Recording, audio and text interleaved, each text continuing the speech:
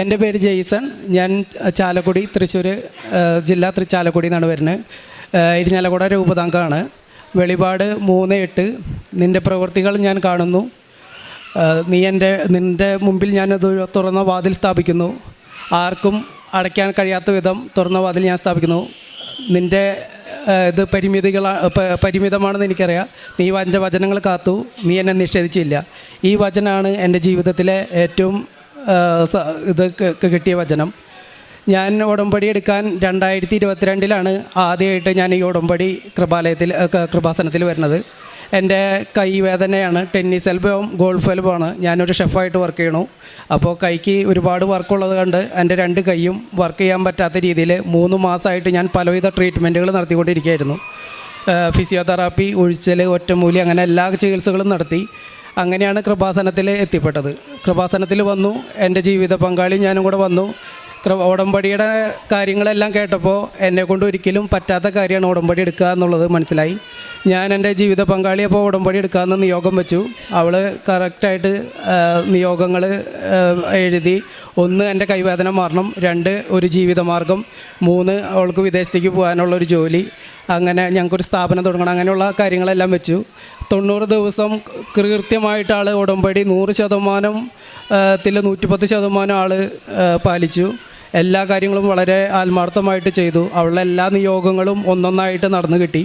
അത് ഇവിടെ വന്ന് സാക്ഷ്യപ്പെടുത്തുകയും ചെയ്തു. എൻ്റെ കൈവേദന മാറി, ഞങ്ങൾക്കൊരു സ്ഥാപനം തുടങ്ങാൻ പറ്റി.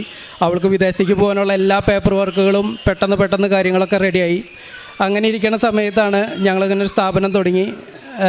വലിയ കുഴപ്പമില്ലാത്ത നല്ല കച്ചവടം, എല്ലാ രീതിയിലും സാമ്പത്തികമായിട്ടും എല്ലാം വളരെ ഹാപ്പിയായിട്ട് വീണ്ടും ഞങ്ങളുടെ ജീവിതത്തിലേക്ക് പഴയ സന്തോഷം എല്ലാം കടന്നു വന്നു.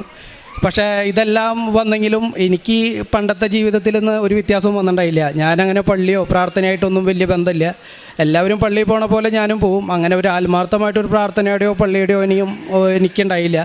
അങ്ങനെ ഇരിക്കുന്ന സമയത്ത് എൻ്റെ ജീവിത പങ്കാളിയും ഞാനും പിള്ളേരും കൂടെ ഒരു ഔട്ടിങ്ങിന് പോയി. എറണാകുളത്തേക്കാണ് പോയത്. ആ സമയത്ത് എൻ്റെ ജീവിത പങ്കാളിയുടെ ഉടമ്പടിക്ക് ആശീർവാദം നഷ്ടപ്പെട്ടു. ഉടമ്പടിക്ക് ആശീർവാദം നഷ്ടപ്പെടാന്ന് വീട്ടിൽ തിരിച്ച് വന്നപ്പോഴാണ് അവൾ അറിയണത്. എത്ര നേരം വൈകിയാലും വീട്ടിലെന്തൊക്കെ ആഘോഷങ്ങളുണ്ടായാലും ആൾ ഉടമ്പടിയുടെ പ്രാർത്ഥനകളിൽ ഒരു മുടക്കവും വരുത്തില്ല. അത് എന്തൊക്കെ സംഭവിച്ചാലും അങ്ങനെ അത്രയും കൃത്യമായിട്ട് ചെയ്തുകൊണ്ടിരുന്ന ആളാണ്. അപ്പോൾ ഞാനൊരു 11:30 രാത്രി, ഞങ്ങൾ ചാലക്കുടിയിൽ നിന്ന് ഒരു 10 കിലോമീറ്റർ ഉണ്ട് ഞങ്ങളുടെ വീട്ടിലേക്ക്, വെള്ളിക്കുളങ്ങര എന്ന് പറയും. അവിടെ എത്തി കഴിഞ്ഞപ്പോൾ ഉടമ്പടി കാശുരൂപം ആളുടെ മിസ്സിംഗ് ആണ്. അപ്പോൾ ആളെൻ്റെ അടുത്ത് പറഞ്ഞു, ഉടമ്പടി കാശുരൂപം എൻ്റെ കയ്യിൽ നിന്ന് പോയിട്ടുണ്ട്, എനിക്കത് കിട്ടിയേ പറ്റുള്ളൂ, എനിക്ക് പ്രയർ എത്തിക്കണം എന്ന് പറഞ്ഞു. അപ്പോൾ ഞാൻ പറഞ്ഞു അത് രാവിലെ നോക്കാം, ഇത്രയും രാത്രിയായിട്ട് ഇനി അത് നടക്കില്ല എന്ന് പറഞ്ഞു. അപ്പോൾ ആൾ പെട്ടെന്ന് ആളുടെ മുഖമൊക്കെ ആകെ മാറി, കരച്ചിലും ബഹളവും ആകെ പറയാൻ പറ്റാത്തൊരവസ്ഥയിലേക്ക് മാറി. അത്രയും സീരിയസ് ആയിട്ട് ആളെ കണ്ടപ്പോൾ എനിക്ക് എന്തായാലും ചാലക്കുടി വരെ ഞാൻ തിരിച്ചു വന്നു.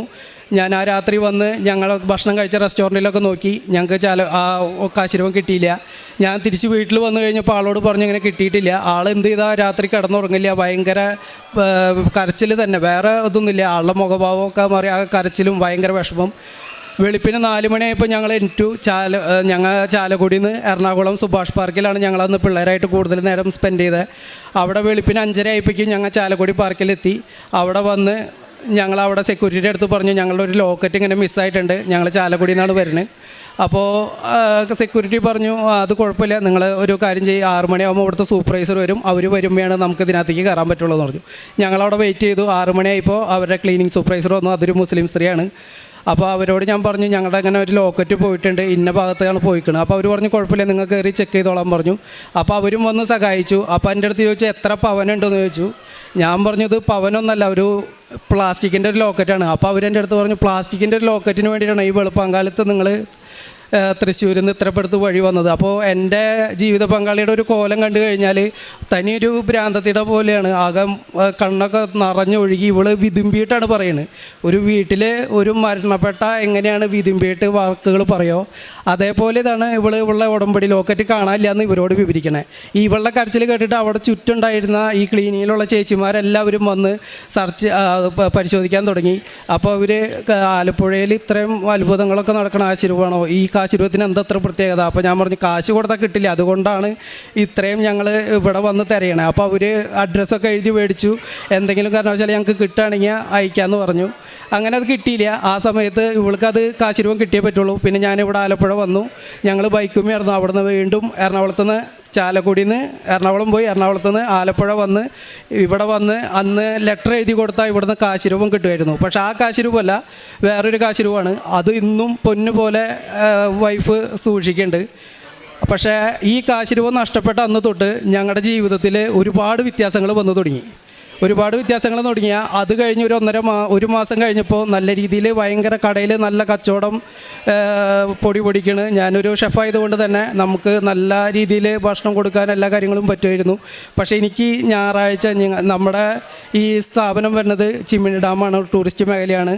തൊട്ടപ്പുറത്ത് പള്ളിയുണ്ട്, ഔസപിതാവിൻ്റെ പള്ളിയുണ്ട്. ഞായറാഴ്ച വളരെ നല്ല കുർബാനയും കാര്യങ്ങളൊക്കെയാണ്.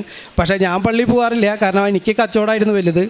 മാതാവ് കാലിലിടാൻ തന്ന ചെരുപ്പ് ഞാനത് തലയിൽ വെച്ചു എന്ന് പറയുന്നതായിരിക്കും നല്ലത്. എനിക്കിത് ദൈവകൃപയാലാണ് ഇതെല്ലാം കിട്ടുന്നതെന്നുള്ളത് മനസ്സിലാക്കാനുള്ള അനുഗ്രഹം എനിക്കുണ്ടായില്ല.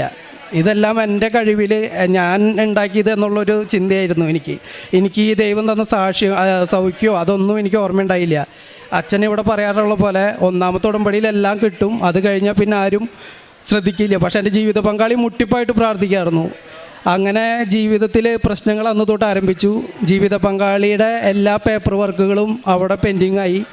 അവൾക്ക് വിദേശത്തേക്ക് പോകാനായിട്ട് നിന്നായിരുന്ന എല്ലാ സാഹചര്യങ്ങളും അവിടുന്ന് സർട്ടിഫിക്കറ്റുകൾ ഇവിടുന്ന് DOV ശരിയാക്കി ഇറ്റലിക്ക് അയച്ച എല്ലാ സർട്ടിഫിക്കറ്റുകളും ഞങ്ങൾക്ക് തിരിച്ചു വന്നു. നിങ്ങൾക്കിപ്പോൾ പോകാൻ പറ്റില്ല. പക്ഷേ അവളുടെ ബാക്കിൽ കൊടുത്ത എല്ലാവരും അവിടെ എത്തിച്ചു, അവർക്ക് മാത്രം പോകാൻ പറ്റിയില്ല.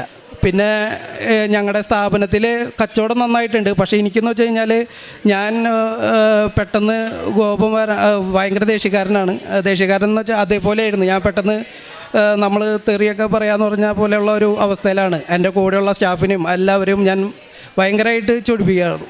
അങ്ങനെ ആരും പെട്ടെന്ന് വെറുപ്പിക്കുന്ന ഒരു സ്വഭാവം എൻ്റെ കയ്യിലുണ്ടായിരുന്നു.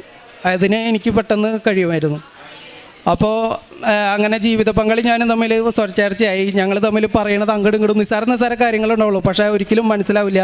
സമാധാനം എന്നുള്ളത് ഞങ്ങൾക്ക് അറിയാത്തൊരു കാര്യമായിപ്പോയി. എല്ലാം ഉണ്ട്, സാമ്പത്തികം കുഴപ്പമില്ല, എല്ലാ കാര്യങ്ങളും ഒക്കെയാണ്, പക്ഷേ നമുക്ക് ഒന്നും മനസ്സിലാവാത്തൊരവസ്ഥയിലെത്തി. അങ്ങനെ എന്ത് ചെയ്യണം എന്ന് ഒരു പിടുത്തമില്ലാത്തൊരു സമയത്താണ് എൻ്റെ ഒരു ഫ്രണ്ട് ഞങ്ങളുടെ ഹോട്ടലിലേക്ക് വരുന്നു. അപ്പോൾ ഈ ഹോട്ടൽ മാതാവ് തന്നതായതുകൊണ്ട് മാതാവിൻ്റെ കൃപാസനത്തിൻ്റെ ഒരു സ്റ്റാച്ചു നമ്മുടെ അവിടെ ഹോട്ടലിൽ വെച്ചിട്ടുണ്ട്. അപ്പോൾ എൻ്റെ ഫ്രണ്ട് ചോദിച്ചു, നീ കൃപാസനത്തിൽ പോകാറുണ്ടോ, ഉടമ്പടി എടുത്തിട്ടുണ്ടോ എന്ന് ചോദിച്ചു. ഞാൻ പറഞ്ഞു, ഞാൻ ഉടമ്പടി എടുത്തിട്ടില്ല, എൻ്റെ ജീവിത പങ്കാളിയാണ് ഉടമ്പടി എടുത്തിരിക്കുന്നത്.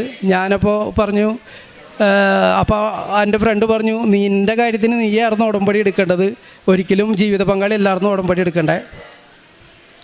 അപ്പോൾ ഞാനങ്ങനെ ഉടമ്പടി എടുക്കാൻ പറഞ്ഞു കഴിഞ്ഞപ്പോൾ അവൾ പറഞ്ഞത് ഭയങ്കരമായിട്ട് ഉള്ളിൽ സ്ട്രൈക്ക് ചെയ്തു. ഞാൻ ഉടമ്പടി എടുക്കാമെന്ന് പറഞ്ഞാൽ പക്ഷേ നമ്മളെ കൊണ്ട് ഒരിക്കലും പറ്റില്ല. ഈ 5:30 എഴുന്നേൽക്കുക, പള്ളിയിൽ പോവുക. ഞാൻ എൻ്റെ മുഴുവൻ കുർബാന ഞാൻ ഇന്ന് വരെ അങ്ങനെ കണ്ടിട്ടില്ല. എൻ്റെ വീടിൻ്റെ അടുത്ത് 5 പള്ളിയുണ്ട് തൊട്ട് മിനിറ്റത്. പക്ഷേ അച്ഛൻ പള്ളിയിൽ കയറുന്നതും അച്ഛൻ പള്ളിയിൽ നിന്ന് ഇറങ്ങുന്നതും ഞാൻ ഇന്ന് വരെ കണ്ടിട്ടില്ല. കാരണം ഞാൻ എല്ലാ കുർബാനയ്ക്കും പ്രസംഗം കഴിഞ്ഞിട്ട് ഞാൻ കുർബാനയിൽ എത്താറുള്ളൂ. അച്ഛൻ ആൾക്കാരെ വിട്ടു പോകുന്നതിനെക്കാട്ടും മുമ്പ് ഞാൻ എൻ്റെ വീട്ടിലെത്തായിരുന്നു.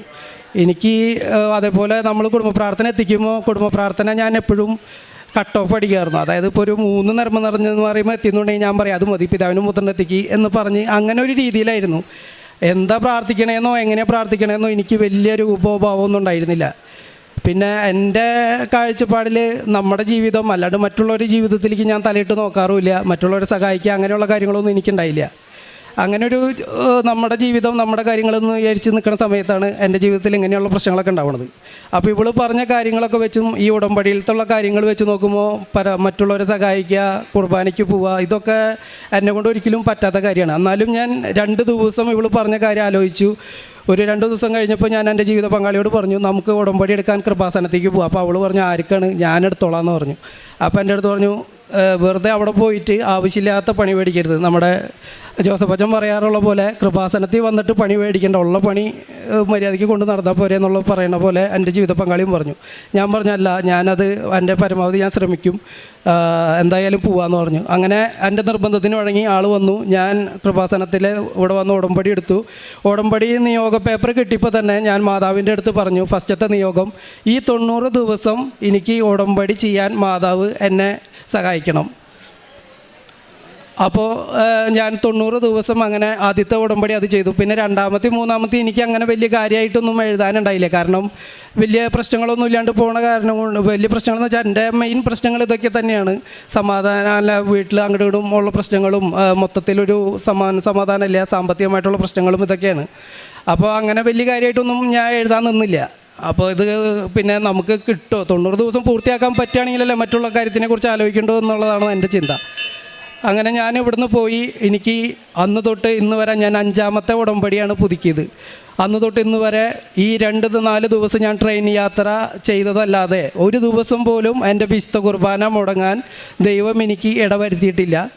ഞാൻ ബോംബെയിലായാലും ബാംഗ്ലൂരായാലും ഈ 2 സ്ഥലത്ത് ഞാൻ പോയപ്പോൾ എനിക്ക് അവിടെ വിശുദ്ധ കുർബാന ദൈവം ഒരുക്കിയിട്ടുണ്ടായി. അതേപോലെ ഇപ്പോൾ ഞാൻ ഡൽഹിയിൽ പോയപ്പോൾ എനിക്ക് അവിടെ ഞാൻ ട്രെയിനിൽ നിന്ന് ഇറങ്ങി അന്ന് തന്നെ എനിക്ക് വിശുദ്ധ കുർബാന 2 വട്ടം എനിക്ക് കിട്ടിയായിരുന്നു. ഈ 4 ദിവസത്തിൽ ഒഴിച്ച് ഒറ്റ വിശുദ്ധ കുർബാന മുഴുവൻ ബലി എനിക്ക് പങ്കെടുക്കാൻ പറ്റിയിട്ടുണ്ടായി. അതാണ് എൻ്റെ ഏറ്റവും വലിയ സാക്ഷ്യം. എനിക്ക് ഒരിക്കലും ഞാനാലെ സാക്ഷ്യം പെടുത്താൻ പറ്റണതല്ല. അതേപോലെ തന്നെ ഞാൻ ഇവിടുന്ന് ഉടമ്പടി എടുത്ത അന്ന് തന്നെ എൻ്റെ ഫേസ്ബുക്കിൽ ഞാൻ റീൽസുകൾ മാത്രമേ കാണാറുള്ളൂ. അതേപോലെ നമ്മൾ സിനിമയുടെ കട്ടിങ്സ് അങ്ങനെയുള്ള കാര്യങ്ങൾ മാത്രമേ കാണാറുള്ളൂ. ബാക്കി ഈ ഇങ്ങനത്തുള്ള കാര്യങ്ങളോ ദൈവികമായിട്ടുള്ള ഒരു കാര്യങ്ങളും ഫേസ്ബുക്കിൽ കാണാറില്ല, യൂട്യൂബിലും കാണാറില്ല. ഞാനിവിടുന്ന് ഉടമ്പടി എടുത്ത് ചെന്ന് അന്ന് വൈകിട്ട് എൻ്റെ ഫേസ്ബുക്കിലെ എല്ലാ പേജുകളും അൺലൈക്ക് ചെയ്തു. യൂട്യൂബിൽ നോട്ട് ഇൻട്രസ്റ്റഡ് എന്ന് പറഞ്ഞ ഓപ്ഷനിൽ ഞാൻ ക്ലിക്ക് ചെയ്തിട്ട് എല്ലാ നമ്മൾ അന്ന് വരെ കണ്ടുകൊണ്ടിരുന്ന എല്ലാ കാര്യങ്ങളും നോട്ട് ഇൻട്രസ്റ്റഡ് ആക്കി. പിന്നെ ഇൻട്രസ്റ്റഡ് ആക്കിയ കാര്യങ്ങൾ നമ്മുടെ ഈ കൃപാസനം തുടങ്ങി അന്ന് മുതൽ അച്ഛൻ്റെ എല്ലാ ക്ലാസ്സുകളും, അച്ഛൻ കൊടുത്തിട്ടുള്ള ഇൻ്റർവ്യൂകൾ വരെ, അതേപോലെ നമ്മുടെ ഇവിടുത്തെ ബ്രദറിൻ്റെ ക്ലാസ്സുകൾ, എല്ലാ ക്ലാസ്സുകളും എനിക്ക്, ഞാൻ സ്വന്തമായിട്ട് ഹോട്ടലായ കാരണം കൊണ്ട് എനിക്ക് ഇഷ്ടംപോലെ സമയം ഉണ്ടാവുമായിരുന്നു. ഞാൻ ഫുൾ ടൈം അത് കാണാൻ പറ്റി. വിശുദ്ധ കുർബാന എന്താണെന്നും ഒരു കുടുംബ പ്രാർത്ഥന എങ്ങനെയാണ് എത്തിക്കേണ്ടതെന്നും ഒരു കൊന്ത എങ്ങനെയാണെന്നും ഒരു കൊന്തയിൽ എന്തെല്ലാം കാര്യങ്ങൾ നമ്മൾ വചനം എങ്ങനെയാണ് ഇപ്പോൾ ഉരുവിടണമെന്നും എല്ലാ കാര്യങ്ങളും മനസ്സിലായി. ഇത്രയും 37 വർഷമായി, എനിക്ക് 38 വയസ്സായി. 37 വർഷം വരെ ഞാൻ ജീവിച്ചിട്ട് എനിക്ക് മനസ്സിലാവാത്ത കാര്യങ്ങൾ ഒരു കൊച്ചിൻ്റെ അടുത്ത് ഈശോ പറഞ്ഞു കൊടുക്കണ പോലെ, അല്ലെങ്കിൽ പരിശുദ്ധ അമ്മ പറഞ്ഞു കൊടുക്കണ പോലെ പരിശുദ്ധ അമ്മയുടെ മടിയിലിരുന്ന് എല്ലാ കാര്യങ്ങളും ഞാൻ ഒന്നായിട്ട് പഠിച്ചു. ഒരു കൊന്തെത്തിക്കാനും ഒരു വിശ്വാസ പ്രമാണം വിശ്വാസത്തോടെ ചെല്ലാനും. അച്ഛൻ പറഞ്ഞു, ഇപ്പോൾ അടുത്ത ക്ലാസ്സിൽ അച്ഛൻ പറഞ്ഞു, ഇവിടെ പ്രാർത്ഥിക്കണത് അച്ഛൻ വേറൊരു പ്രത്യേകിച്ചൊരു പ്രാർത്ഥനയല്ല, വിശ്വാസ പ്രമാണം ഭക്തിയോടെ കൂടെ അച്ഛൻ മാതാവിൻ്റെ ചവിട്ടിലാണ് നമ്മുടെ നിയോഗങ്ങൾ വെച്ചിട്ട് പ്രാർത്ഥിക്കാറുണ്ട്. അതേപോലെ തന്നെ ആ വിശ്വാസത്തോടെ വിശ്വാസ പ്രമാണം സ്വർഗസ്ഥനായും ചൊല്ലാൻ ഞാൻ പഠിച്ചു. ഇത്രയും 37 വർഷം ഞാൻ ചൊല്ലിയ പ്രാർത്ഥനകളൊക്കെ വെറുതെ ആയിരുന്നു. അതുവരെ ഞാൻ ചൊല്ലിയത് വെറുതെ വായിക്ക് എക്സസൈസ് ആയിരുന്നു. എനിക്ക് അറിയില്ലായിരുന്നു എങ്ങനെയാണ് ചൊല്ലിയായിരുന്നതെന്നൊന്നും. പക്ഷേ ഉടമ്പടിക്ക് ശേഷം ഞാൻ ചൊല്ലിയ ഓരോ പ്രാർത്ഥനയ്ക്കും എനിക്ക് വ്യക്തമായ അനുഭവം ഉണ്ടായിരുന്നു. ഓരോ പിതാവിൻ്റെ പുത്രന് പോലും എനിക്ക് എനിക്ക് ഇത് കിട്ടുമായിരുന്നു. അതേപോലെ തന്നെ ദൈവമായിട്ട് സംസാരിക്കാൻ പറ്റണ പോലെയുള്ള മറ്റുള്ളവരൊക്കെ പറയുമ്പോൾ നമ്മളതൊരു കഥയായിട്ട് തോന്നുമായിരുന്നു. എനിക്ക് അത് നേരിട്ട് വ്യക്തമാവാൻ പറ്റി. ബൈബിൾ വാചനയിലൂടെ ബൈബിൾ വചനം നമ്മളെ കൊണ്ടു നടക്കുന്നു പറഞ്ഞ പോലെയാണ്. ഞാൻ ഈ വെളിപാട് 3:8 പറഞ്ഞത് നിങ്ങളതൊന്ന് വായിച്ച് നോക്ക്. ഒരു 5 മിനിറ്റ് 5 പ്രാവശ്യം നിങ്ങൾക്ക് വായിച്ച് നോക്കിയാൽ അതിനുള്ള കറക്റ്റ് ഉത്തരം നിങ്ങളുടെ ജീവിതത്തിൽ കാണും. അത് ഞാൻ മറ്റുള്ളവരുടെ ജീവിതത്തിൽ നിന്നല്ല, എൻ്റെ സ്വന്തം അനുഭവത്തിൽ നിന്നാണ് ഞാൻ പറയണേ. ഇത് ഈ പകൽ പോലെ സത്യമായിട്ടുള്ള കാര്യമാണ്. എനിക്ക് പിന്നെ എൻ്റെ ജീവിതത്തിൽ കൂടെ എന്നെ മറ്റുള്ളവർ ഒരുപാട് കാണുമെന്ന്. കാരണം ഞാൻ മുന്നേ പറഞ്ഞല്ലോ, എൻ്റെ ഒരു പെട്ടെന്ന് വെറുപ്പിക്കുന്ന ഒരു സ്വഭാവമാണ്. അങ്ങനെയുള്ള ഒരാളായിരുന്ന എന്നെ ഈ ഉടമ്പടിയിലൂടെ മറ്റുള്ളവർക്ക് വേണ്ടി പ്രാർത്ഥിക്കാനും അവരുടെ ജീവിതത്തിലേക്ക് വിളിച്ചു വരുത്തി, ജയ്സ നമ്മുടെ കുട്ടികളെ കൊണ്ടുപോകോളോ പ്രാർത്ഥിക്കാനായിട്ട്, അല്ലെങ്കിൽ അങ്ങനെ പഠിപ്പിച്ചോളൂ. ഞാൻ മുന്നേ ബൈക്കുമേ വന്നിരുന്നത്, പിന്നെ കാറിലായി. നാളെ ഇപ്പോൾ ഞായറാഴ്ച 19 പേരടങ്ങുന്ന ട്രാവലറാണ് ഇങ്ങോട്ട് വരുന്നത് കൃപാസനത്തിലേക്ക്. അങ്ങനെ മറ്റുള്ളവരെ കൃപാസനത്തിലേക്ക് കൊണ്ടുവരാനായിട്ട് എനിക്ക് പറ്റി. എൻ്റെ ഫാമിലി മെമ്പേഴ്സ്, എൻ്റെ അനിയന്മാർ, എൻ്റെ അമ്മയുടെ വീട്ടുകാർ, അപ്പൻ്റെ വീട്ടുകാർ, എല്ലാ മക്കളെയും, എല്ലാ കുടുംബത്തിൽ നിന്നും ഓരോ വ്യക്തിനെയും, ഒരു കുടുംബത്തിൽ നിന്ന് 2 പേരെ വീതം ചേട്ടനനിയനൊക്കെ ആയിട്ട് ഈ കൃപാസനത്തിൽ വന്ന് അവരെ ഉടമ്പടി ഇടിപ്പിച്ച് കൊണ്ടുവരാൻ പറ്റി. എനിക്ക് വേറെ പ്രത്യേകിച്ച് അവരുടെ അടുത്ത് ഒരു സാക്ഷ്യം വിവരണത്തിനും കാര്യം ഉണ്ടായില്ല. അവർക്ക് നേരായ എൻ്റെ ജീവിതമായിരുന്നു സാക്ഷ്യം. ഞാൻ എങ്ങനെയായിരുന്നെന്നും ഇപ്പോൾ ഞാൻ എങ്ങനെയാണ് ജീവിക്കുന്നതെന്നും അവർക്ക് മനസ്സിലാക്കി കൊടുത്തു. അതെനിക്ക് കിട്ടിയ കുറേ വലിയ സൗഭാഗ്യങ്ങളോ ഇതൊന്നുമല്ലായിരുന്നു. എൻ്റെ ആത്മീയ ജീവിതം, ഞാൻ പോകുന്ന പള്ളിയിലുള്ള കുർബാനയുടെ ഭക്തി, അതാണ് അവരെ മാറ്റിയത്. ഞാൻ എപ്പോഴും അവരെ ചീത്തയും തെറിയും പറഞ്ഞുകൊണ്ടിരുന്ന നാവ് കൊണ്ട് ഞാൻ അവരെ ഉപദേശിക്കാനും അവരിവിടെ കൊണ്ടുവരാനും എനിക്ക് ദൈവം ഇടവരുത്തി. അതേപോലെ എൻ്റെ ഒരു ബന്ധു 2.5 കൊല്ലമായിട്ട് അവർ വേർതിരിഞ്ഞ് താമസിക്കായിരുന്നു. അവരുടെ ജീവിതത്തിലേക്ക് മാതാവ് എന്നിലൂടെ ഇടപെട്ടു. അവിടെ നമ്മുടെ ഇടവക വൈദികരും മറ്റുള്ളവരെല്ലാം പരിശ്രമിച്ചിട്ടും പഞ്ചായത്ത് അങ്ങനെയുള്ള പോലീസ് എല്ലാവരും പരിശ്രമിച്ചിട്ടും ജീവിത പങ്കാളിനെ വീട്ടിൽ കയറ്റാൻ ഒരു കാരണവശാലും ആൾ സമ്മതിക്കില്ല. അത് ആൾ വീട്ടിൽ കയറി കഴിഞ്ഞാൽ ആൾ കൊല്ലുമെന്നാണ് പറയുന്നേക്കണേ. അതിനകത്ത് വേറെ ഒരു മാർഗം ആൾക്കില്ല. അപ്പോൾ ജീവിത പങ്കാളി 2 വർഷമായിട്ട് ഒരു 35 വയസ്സുള്ള ഒരു സ്ത്രീ മരുമോൻ്റെ വീട്ടിലും ആളുടെ വീട്ടിലും ഈ കാഴ്ചപ്പാടിൽ എത്ര കാലം ജീവിക്കാൻ പറ്റും? നമുക്കൊക്കെ ചിന്തിക്കുമ്പോൾ മനസ്സിലാവും എത്രയോ വേദന നിറഞ്ഞതായിരിക്കണം ആ ജീവിതം. വളരെ ഒന്നോരം ആൾക്കാരുടെ കുത്തുവാക്കുകളും കാര്യങ്ങളും കേൾക്കണം. അങ്ങനെയുള്ളൊരു സമയത്ത് ആത്മഹത്യയാണ് മറ്റുള്ളവരൊക്കെ ചെയ്യുക. പക്ഷേ ദൈവാനുഗ്രഹം കൊണ്ട് ആൾ മാത്രം അങ്ങനെ ചെയ്യാനുള്ള സാഹചര്യം ഉണ്ടായിട്ട് പോലും ആൾ കടിച്ചു തൂങ്ങി നിന്നു. പ്രാർത്ഥനയുടെ ശക്തിയായിരിക്കണം. അങ്ങനെ ഞാനായിട്ട് കണ്ടു. ഞാൻ പറഞ്ഞു, ആൻറ്റി ധൈര്യമായിട്ട് കൃപാസനത്തിൽ വാ, ഒരു ഉടമ്പടി എടുക്ക്, നമുക്ക് എല്ലാം ശരിയാവും, മാതാവ് നോക്കിക്കോളും. അങ്ങനെ ആൾ ഇവിടെ വന്ന് ഉടമ്പടി എടുക്കാൻ മാതാവ് കൃപ കൊടുത്തു. ഇവിടെ വന്ന് ഉടമ്പടി എടുത്തു. ഒരു 10-25 ദിവസം കഴിഞ്ഞു. ഒരു 7-7:30 സമയം വൈകുന്നേരത്തിൽ എനിക്ക് അതിശക്തമായിട്ടുള്ള പ്രചോദനം. നമ്മളിവിടെ ബ്രദർമാരും അച്ഛന്മാരൊക്കെ പറയണ പോലെ, നമ്മുടെ ഉള്ളിലിരുന്ന് ആരോ പറയണ പോലെ, ഇന്ന ആളുടെ വീട്ടിലേക്ക് നീയായി പോയി സംസാരിക്കുക എന്ന് പറയണ പോലെ എനിക്ക് അതിശക്തമായിട്ടുള്ളൊരു ഇത് കിട്ടി. അപ്പോൾ ഞാനിങ്ങനെ തോന്നലാണോ എന്ന് അറിയാനായിട്ട് എൻ്റെ വൈഫിനോട് ഞാൻ പറഞ്ഞപ്പോൾ വൈഫ് പറഞ്ഞു, അവൾക്ക് നൈറ്റ് ഡ്യൂട്ടിയാണ്. അവൾ പറഞ്ഞു, ജയിച്ചേട്ടൻ പ്രാർത്ഥിച്ച് നോക്കിയിട്ട് എന്തിട്ടാന്ന് വെച്ചാൽ ചെയ്തോ എന്ന് പറഞ്ഞിട്ട് അവൾ ഡ്യൂട്ടിക്ക് പോയി.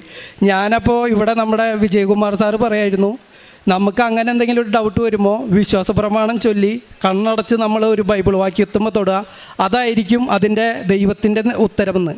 അങ്ങനെ ഞാൻ ബൈബിൾ എടുത്തു, പ്രാർത്ഥിച്ചു തുറന്നതു എലിസബത്തിനെ പരിശുദ്ധ അമ്മ സന്ദർശിക്കുന്ന രംഗമാണ്. അപ്പോൾ ഞാൻ ഉറപ്പിച്ചു, ഇത് എൻ്റെ തോന്നലല്ല, ഇതിൻ്റെ ബാക്കിൽ പരിശുദ്ധ അമ്മയുടെ എന്തോ ഒരു പ്രവൃത്തി നടക്കാനുണ്ട്. ഞാൻ എൻ്റെ കാറെടുത്തു, വീട്ടിൽ നിന്ന് പോയി 7:30-8 മണി അരമണിക്കൂർ ട്രാവൽ ചെയ്തു. അവരുടെ വീട്ടിലെത്തി. ആൾ കിടന്നുറങ്ങായിരുന്നു. ഞാൻ വിളിച്ചു. ആൾ ഒരു പ്രാന്തൻ്റെ പോലെയാണ്. എന്ന് വെച്ച് കഴിഞ്ഞാൽ ആൾക്ക് ജീവിത പങ്കാളിയില്ല. അവരെ ഒന്നിച്ച് സ്നേഹിച്ച് കല്യാണം കഴിച്ചതാണ്. അങ്ങനെ എണപിരിയാത്ത ബന്ധം പോലെ ജീവിച്ച ആളാണ്. പെട്ടെന്ന് എന്താ സംഭവിച്ചതെന്നറിയില്ല. ആർക്കും ഇടപെടുക്കാൻ പറ്റാത്ത ഒരവസ്ഥയാണ്. അങ്ങനെ ഇരിക്കുന്ന സമയത്താണ് ഇങ്ങനെ സംഭവിച്ചത്. ഞാൻ അവരെ കൂട്ടിക്കൊണ്ട് വന്നു. ആളുടെ അടുത്ത് സംസാരിച്ചു. ആളുടെ അടുത്ത് എന്ത് സംസാരിച്ചു, അങ്ങനെ സംസാരിച്ചെന്ന് എനിക്കറിയില്ല. ഞാൻ അവരുടെ വീട്ടിൽ നിന്ന് നേരെ ഇവരുടെ വീട്ടിൽ ചെന്നു. അവർ വളരെ ആശ്ചര്യത്തോടു കൂടി വാതിൽ തുറന്നപ്പോൾ ഞാൻ എൻ്റെ കൂടെ ആളെയും കണ്ടു കഴിഞ്ഞപ്പോൾ ആൻറ്റി പറഞ്ഞു, ഞാൻ പോവില്ല എന്ന് പറഞ്ഞു. ഞാൻ പറഞ്ഞു, മാതാവ് പറഞ്ഞിട്ടാണ് ഞാൻ വന്നേക്കണ്, ആൻറ്റി ധൈര്യമായിട്ട് ആളോട് പൊക്കോ, ഒന്നും സംഭവിക്കില്ല. അപ്പോൾ അവരുടെ മരുമോളും മോനും എൻ്റെ അടുത്ത് പറഞ്ഞു, ചേട്ടാ റിസ്ക് എടുക്കരുത്, അപ്പൻ അമ്മേനെ കൊല്ലും, ഒരു കാരണവശാലും വിടാൻ സമ്മതിക്കില്ല. അപ്പോൾ അവരുടെ 2 പേരക്കുട്ടികളും വട്ടം പിടിച്ച് കരഞ്ഞു. ഞാൻ പറഞ്ഞു, ആൾക്ക് വിശ്വാസം ഉണ്ടെങ്കിൽ, മാതാവിൽ വിശ്വാസം ഉണ്ടെങ്കിൽ ആൻറ്റി വണ്ടിയിൽ കയറിക്കോ, അത് മരിക്കാനാണെങ്കിലും ജീവിക്കാനാണെങ്കിലും മാതാവ് നോക്കിക്കോളൂ എന്ന് പറഞ്ഞു. ഞാൻ കൊടുത്ത വിശ്വാസത്തിൻ്റെ പുറത്തും ആളുടെ ബോധ്യത്തിൻ്റെ പുറത്തും ആൾ കയറി. അന്ന് തൊട്ട് ഇന്ന് വരെ അവരൊരു കുഴപ്പമില്ലാണ്ട് ജീവിക്കണ്. ഈ ഞായറാഴ്ച അവരിവിടെ സാക്ഷ്യം പറയാൻ വരുന്നു. അതൊക്കെയാണ് എനിക്ക് കിട്ടിയ അനുഗ്രഹങ്ങൾ. ഇനി ഏറ്റവും ലാസ്റ്റത്തെ അനുഗ്രഹം എന്ന് വെച്ച് കഴിഞ്ഞാൽ, എനിക്ക് വിദേശത്തേക്ക് ജോലിക്ക് പോകാനായിട്ട് ഞാൻ ഉടമ്പടി എടുത്തപ്പോൾ തന്നെ ഒറ്റ ഞായറാഴ്ച ഞാൻ എൻ്റെ ഹോട്ടൽ പ്രവർത്തിച്ചിട്ടില്ല. അവിടെയുള്ള നാട്ടുകാരൊക്കെ എല്ലാവരും എൻ്റെ അടുത്ത് ചോദിക്കുന്നു, നിനക്ക് പ്രാന്താണോ, ഈ ഞായറാഴ്ച ഏറ്റവും കൂടുതൽ കച്ചവടമുള്ള ദിവസം ആരെങ്കിലും കട അടച്ചിടുമെന്ന്. ഞാനപ്പോൾ അന്ന് തൊട്ട് ഇന്ന് വരെ പിന്നെ ഞായറാഴ്ച തുറന്നിട്ടില്ല. അങ്ങനെ ഞാൻ കൊടുക്കാൻ തീരുമാനമാക്കി. കാരണം നമുക്ക് പറ്റണില്ല എന്ന് മനസ്സിലായി. നമ്മുടെ ഇവിടെ അഖണ്ഡ ജപമാല റാലിയുടെ അന്ന് ഇവിടുന്ന് നമ്മൾ തിരിച്ച് ചെല്ലുമ്പോൾ അന്ന് എൻ്റെ അടുത്ത് എൻ്റെ ഒരു കൂട്ടുകാരൻ വന്നിട്ട് പറഞ്ഞു, നിൻ്റെ ഹോട്ടലിൽ ഞാൻ മേടിച്ചോളാം എന്ന് പറഞ്ഞു.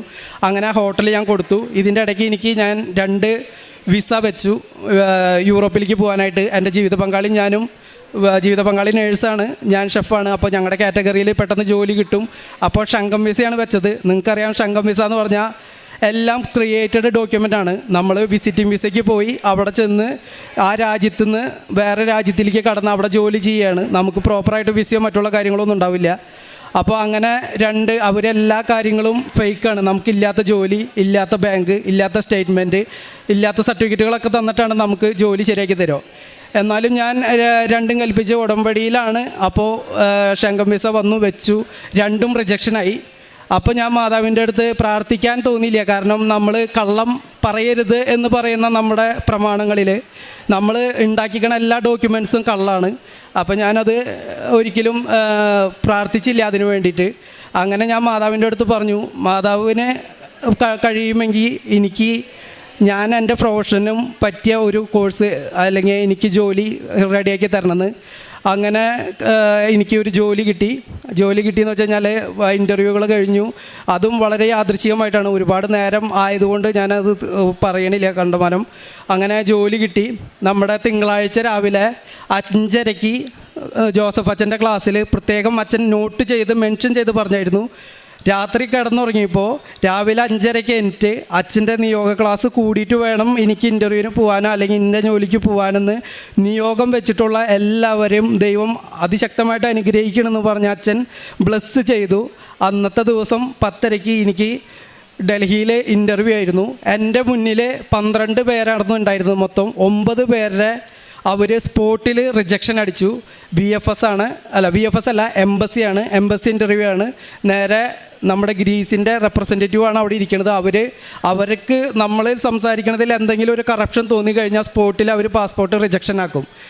ഞാൻ അരമണിക്കൂർ എന്നെ ഇൻ്റർവ്യൂ നടത്തി. ഒരു വാക്കിലോ ഒരു ഇതിലോ എൻ്റെ അടുത്തുനിന്ന് ഒരു മിസ്റ്റേക്കോ സംഭവിക്കാണ്ട് അരമണിക്കൂർ അവർ ചോദിച്ചത് മറിച്ചും തിരിച്ചും ചോദിച്ചിട്ടും എനിക്ക് പിടിച്ചു നിൽക്കാൻ പറ്റി. പ്രത്യേകിച്ച് മറ്റുള്ള ഇംഗ്ലീഷ് നമ്മുടെ ഇംഗ്ലീഷുകാർ സാധാരണ സംസാരിക്കണ പോലെയല്ല മറ്റുള്ള രാജ്യത്തുള്ള ആൾക്കാർ ഇംഗ്ലീഷ് സംസാരിക്കുമ്പോൾ അത്രയും ടഫായിട്ടുള്ള ഒരു ഇൻ്റർവ്യൂവിൽ അരമണിക്കൂർ സംസാരിക്കാൻ കഴിഞ്ഞത് തന്നെ വലിയൊരു അനുഗ്രഹം. പ്രത്യേകിച്ച് മാതാവും അച്ഛൻ്റെ ബ്ലെസ്സിങ്ങുമാണ് അതിനകത്ത് ഏറ്റവും കൂടുതലുണ്ടായത്. അപ്പോൾ അങ്ങനെ എനിക്കത് ജോലി കിട്ടി. ഞാൻ ഇന്നലെ രാവിലെയാണ് ഡൽഹിയിൽ നിന്ന് വന്നത്. ഇന്നലെ രാവിലെ ഞാൻ ഡൽഹിയിൽ നിന്ന് വന്നു. ഇന്നലെ 3 മണിയായപ്പോൾ എൻ്റെ പാസ്പോർട്ട് എൻ്റെ കയ്യിൽ വന്നു. വിസ അടിച്ചിട്ടുണ്ട്. ഈ ആഴ്ചയ്ക്കുള്ളിൽ ഏത് സമയത്ത് വേണമെങ്കിലും എനിക്ക് പോകാൻ പറ്റും. എൻ്റെ പ്രൊഫഷൻ അതായത് ഷെഫായിട്ടാണ് ഞാൻ പോകുന്നത്. എനിക്ക് നല്ല ശമ്പളം, 1 ഇയറിലെ ടിക്കറ്റാണ്, ഫുഡ് ആൻഡ് അക്കോമഡേഷൻ ഉണ്ട്. അതായത് ഞാൻ ഒരിക്കലും തേടി പിടിച്ചാൽ കിട്ടാത്തൊരു ജോലി യൂറോപ്പിലേക്ക് ദൈവം എൻ്റെ കയ്യിലേക്ക് ഉള്ളം കയ്യിൽ വെച്ച് തന്നു. വെളിപാട് 3:8 പറയണത്, ഞാൻ എൻ്റെ പരിമിതി ദൈവത്തിനറിയാം, പക്ഷേ ഞാൻ വചനം കാത്തതുകൊണ്ടും ദൈവത്തിനെ നിഷേധിക്കാത്തത് കാരണം കൊണ്ടും ആർക്കും അടയ്ക്കാൻ കഴിയാത്തൊരു വാതിൽ എൻ്റെ നേരെ ദൈവം തുറന്നിട്ടുണ്ടായിരുന്നു.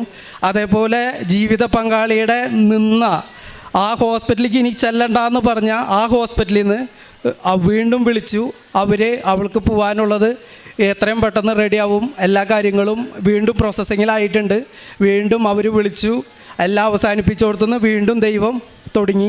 അവൾ ഇത്രയും വൈകിപ്പിച്ചത് എൻ്റെ ഒരു വിശദീകരണത്തിന് വേണ്ടിയാണ്. നിങ്ങളോട് എളിയ അഭ്യർത്ഥന എനിക്ക് ഉള്ളത്, എൻ്റെ ഈ ജീവിതത്തിൽ, ആത്മീയ ജീവിതത്തിൽ മരണം വരെ നിലനിൽക്കാൻ നിങ്ങളെല്ലാവരും എനിക്ക് വേണ്ടി പ്രാർത്ഥിക്കണം. ഒരുപാട് പേരെ ഇനിയും കൃപാസനത്തിലേക്കും മറ്റുള്ളവർക്കും കൊണ്ടുവരാൻ പ്രാർത്ഥിക്കണം. നിങ്ങൾക്കൊരു മുന്നറിയിപ്പും കൂടിയാണ് ഞാൻ. ഒരിക്കലും ഉടമ്പടിയിൽ നിന്ന് കിട്ടണ നിങ്ങളുടെ നിയോഗങ്ങൾ സാക്ഷാത്കരിക്കുമ്പോൾ ദൈവത്തെ മറന്ന് നിങ്ങൾ ജീവിക്കരുത്.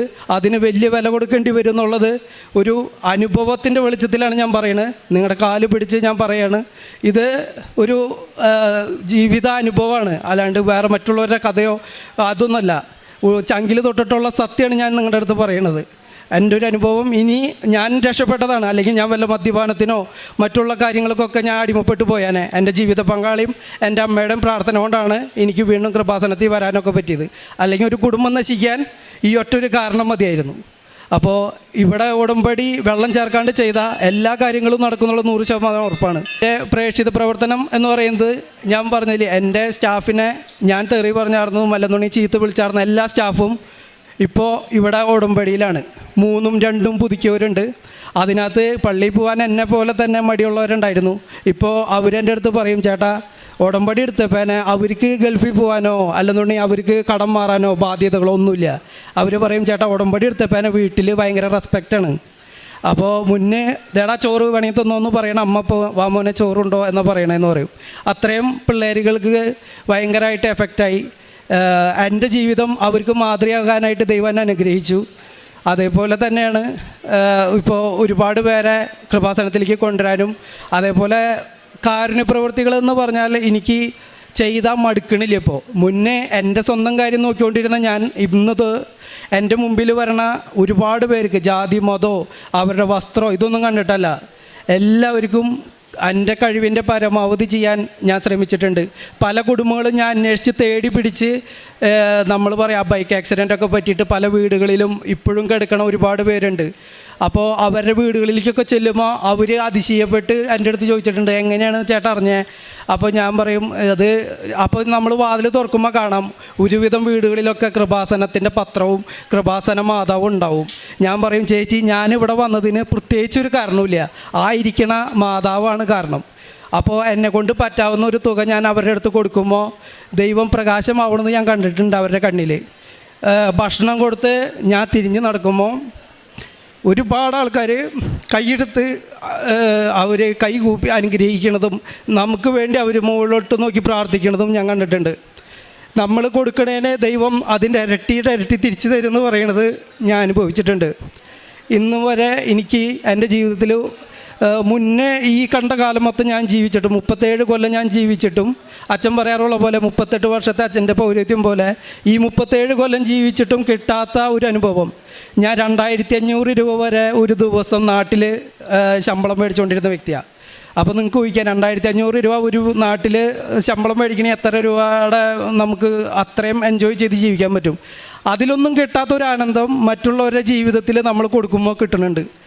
ഇതൊന്നും ഒരു പാഴ്വാക്കല്ല. ഇതിനെക്കുറിച്ച് മറ്റുള്ളവർ എന്തു പറഞ്ഞാലും എന്നെ സംബന്ധിച്ച് എനിക്കൊരു ചുക്കുമില്ല. ഞാൻ എത്തേണ്ടടുത്ത് ഞാൻ എത്തിപ്പെട്ടു. അതാണ് എൻ്റെ ഏറ്റവും വലിയ വിജയം. പിന്നെ ഇപ്പോൾ ജോലി കിട്ടിയതും ഇതൊക്കെ ഞാനിവിടെ നിങ്ങളുടെ അടുത്ത് ഭൗതിക കാര്യങ്ങൾ പറയുമ്പോഴാണ് ആൾക്കാർക്ക് മനസ്സിലാവുള്ളൂ. ആത്മീയ കാര്യങ്ങൾ പറയുമ്പോൾ ആർക്കും മനസ്സിലാവില്ല. അത് ആത്മീയമായിട്ട് മനസ്സിലാക്കണമെങ്കിൽ അത് ദൈവകൃപ തന്നെ വേണം. അത് ഞാൻ നിങ്ങളെ കുറ്റം പറയല്ല. അത് നിങ്ങളെക്കാട്ടും മോശപ്പെട്ട ഒരവസ്ഥയിലായിരുന്നു ഞാൻ. മറ്റുള്ളവർ ഒരുപാട് പുച്ഛിച്ചിട്ടുണ്ട്, അച്ഛന്മാരെ സിസ്റ്റർമാരെ. ഇപ്പം ഞാൻ ഓരോ അച്ഛന്മാരെ കാണുമ്പോൾ ഓരോ സിസ്റ്റർമാരെ കാണുമ്പോൾ അവർ ജീവിക്കണ അവരെ സ്തുതിക്കാറുണ്ട്. ഓരോ സിസ്റ്റർമാരെയും അവർ എങ്ങനെ ആയിക്കോട്ടെ എന്തായിക്കോട്ടെ, പക്ഷേ ആ ഒരു സിസ്റ്റർ അല്ലെങ്കിൽ ഒരു അച്ഛൻ എന്ന് പറയുമ്പോൾ ഇന്നെനിക്ക് അവരോട് കാണുന്ന ഒരു ബഹുമാനം ദൈവത്തെ കാണുന്ന തുല്യമാണ്. അത്രയും പറഞ്ഞുകൊണ്ട് എൻ്റെ ഈശോയ്ക്കും എൻ്റെ അമ്മയ്ക്കും പരിശുദ്ധ അമ്മയ്ക്ക് 1000 നന്ദി പറഞ്ഞുകൊണ്ട് എൻ്റെ വാക്കുകൾ ഞാൻ നിർത്തുന്നു. യേശുവേ നന്ദി, യേശുവേ സ്തുതി. റോമാക്കാർക്ക് എഴുതിയ ലേഖനം 2-ാം അധ്യായം 29 മുതലുള്ള തിരുവചനങ്ങളിൽ ഹൃദയത്തിൽ നടക്കുന്ന പരിച്ഛേദനമാണ് യഥാർത്ഥ പരിച്ഛേദനം. അത് ആത്മീയമാണ്, അക്ഷരാർത്ഥത്തിലുള്ളതല്ല. അവന് പ്രശംസ ലഭിക്കുന്നത് മനുഷ്യരിൽ നിന്നല്ല, ദൈവത്തിൽ നിന്നാണ്. ജെയ്സൺ KJ എന്ന ഈ മകൻ അനുഭവ സാക്ഷ്യം നമ്മോട് പങ്കുവയ്ക്കുന്നു. നാം അത് കേട്ടുകൊണ്ടിരിക്കുകയാണ്. ഞാൻ പറയുന്നത് എൻ്റെ ചങ്കിൽ കൈവച്ച് ഞാൻ പറയുകയാണ്, ഇത് എവിടെയോ നടന്ന കാര്യമല്ല, എൻ്റെ ജീവിതത്തിൻ്റെ സത്യം എന്ന് പറഞ്ഞ് ഈ മകൻ നമ്മോട് പറയുമ്പോൾ തൻ്റെ ജീവിത വഴികൾ അതെങ്ങനെയായിരുന്നു. തനിക്ക് പൈസയ്ക്ക് കുറവില്ല, ആരോഗ്യമുണ്ട്, എല്ലാമുണ്ട്. എന്നാൽ തനിക്ക് നഷ്ടപ്പെട്ടത് ഇന്ന് താൻ നേടിയെടുത്തു. തനിക്കൊരു ജീവിത മാർഗമായിട്ട് കിട്ടിയ തൻ്റെ ബിസിനസ്, അതായത് തൻ്റെ ഷോപ്പ്, അത് താൻ തലയിലാണ് എടുത്തു വെച്ചുകൊണ്ട് നടന്നിരുന്നത്. അതിനാണ് താൻ പ്രാധാന്യം കൊടുത്തിരുന്നത്. ദൈവത്തെ അല്ല താൻ ഹൃദയത്തിൽ കൊണ്ട് നടന്നത്, തൻ്റെ ബിസിനസ്സിനെ ആയിരുന്നു. ആ വ്യക്തി, അതായത് 5 പള്ളി തൻ്റെ ചുറ്റുമുണ്ട് തൻ്റെ വീടിൻ്റെ, പക്ഷേ കുർബാനയൊക്കെ എങ്ങനെയായിരുന്നു എന്നൊക്കെ ഈ മകൻ ഇവിടെ പറഞ്ഞു. ഇതാണ് പ്രിയപ്പെട്ടവരെ ഒരു ഓപ്പൺ കൺഫെഷൻ. ഇവിടെ നാണക്കേടോ മാനക്കേടോ ലജ്ജയോ ഒന്നുമില്ല.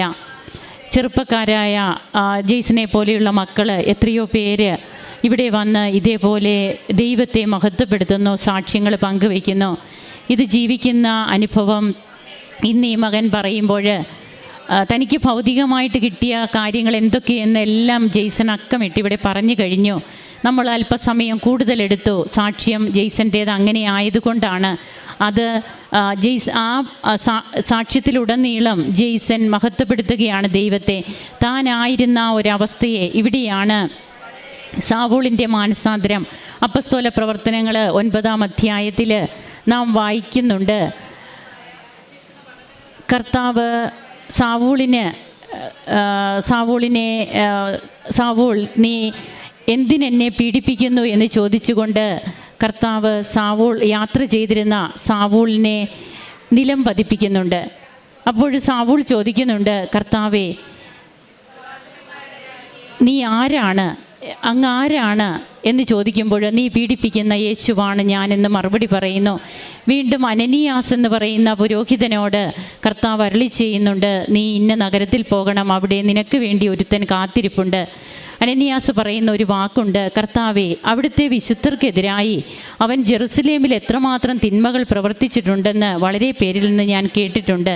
കർത്താവ് മറുപടി പറയുന്നുണ്ട്, നീ പോവുക, വിജാതീയരുടെയും രാജാക്കന്മാരുടെയും ഇസ്രായേൽ മക്കളുടെയും മുമ്പിൽ എൻ്റെ നാമം വഹിക്കാൻ തിരഞ്ഞെടുക്കപ്പെട്ട പാത്രമാണ് അവൻ. ഇതാണ് ഇന്ന് ഇവിടെ ജെയ്സണും പറയാതെ പറയുക. താൻ എങ്ങനെയായിരുന്നു, തന്നെ കർത്താവ് എങ്ങനെ തിരഞ്ഞെടുത്തു, തൻ്റെ വൈഫിൻ്റെ പ്രാർത്ഥന, അതുമൂലം തനിക്ക് ഇവിടെ വരാനുണ്ടായ ഉടമ്പടി കാശുരൂപം നഷ്ടപ്പെടുന്നത്, ആ നഷ്ടപ്പെട്ട കാശുരൂപം തേടി ആ മകളുടെ നിർബന്ധവും ഈ മകൻ രാത്രിയിൽ പാതിരാത്രിയിൽ പോകുന്നത്, വെളുപ്പിനെ പോകുന്നത്, കാശുരൂപം കാണാത്തപ്പോൾ അവർ ചോദിക്കുന്നുണ്ട് എത്ര പവനാണെന്ന്. വില കൊടുത്താൽ കിട്ടാത്തതാണത്, അതുകൊണ്ടാണ് ഞങ്ങൾ അതിനു വേണ്ടി നടക്കുന്നതെന്ന് പറയുമ്പോൾ അവിടെയും ഒരു പ്രഘോഷണമാണ്. അവർ അഡ്രസ്സ് കുറിച്ചെടുത്തു എന്നാണ് പറയുക, കലവൂര്, ആലപ്പുഴ, ഇതെവിടെ, ഇവിടെ ഇങ്ങനെയൊക്കെ നടപ്പുണ്ടോ, അതും ഒരു പ്രഘോഷണം. അമ്മ അവിടെ ഈ മക്കളെ ഉപയോഗിക്കുകയാണ്. അങ്ങനെ പിന്നീട് താൻ വന്ന് ഉടമ്പടി എടുത്തു. തൻ്റെ ജീവിതത്തിൽ വന്ന മാറ്റങ്ങൾ, ഇന്ന് താനും തൻ്റെ വൈഫും പോവുകയാണ് വിദേശത്തേക്ക്. അങ്ങനെ ഇന്ന് ഈശോയെ മഹത്വപ്പെടുത്തി ഈ മകൻ ഇവിടെ വന്ന് നിന്ന് സാക്ഷ്യങ്ങൾ പങ്കുവെക്കുമ്പോൾ താനായിരുന്ന ഒരു തലത്തിലല്ല ഇന്നെങ്ങനെയാണ്. It is not by merit but by grace. നമ്മുടെ യോഗ്യതയല്ല, കർത്താവിൻ്റെ കൃപയാണ് നമുക്കെല്ലാം സാധിച്ചു തരുന്നതെന്ന് ഉറക്കെ ഉച്ചസ്ഥിരം പ്രഘോഷിക്കുകയാണ് ജെയ്സൺ. അതിനൊരു മാറ്റമില്ല എന്നാണ് ജെയ്സൺ പറയുക. ഇതെൻ്റെ ജീവിത സാക്ഷ്യമാണെന്ന് ഈ മകന് ഉറക്കെ പറയുന്നു. നമുക്ക് ദൈവത്തെ മഹത്വപ്പെടുത്താൻ കരങ്ങളടിച്ച് ഈശോയ്ക്കും അമ്മയ്ക്കും നമുക്ക് നന്ദി പറയാം.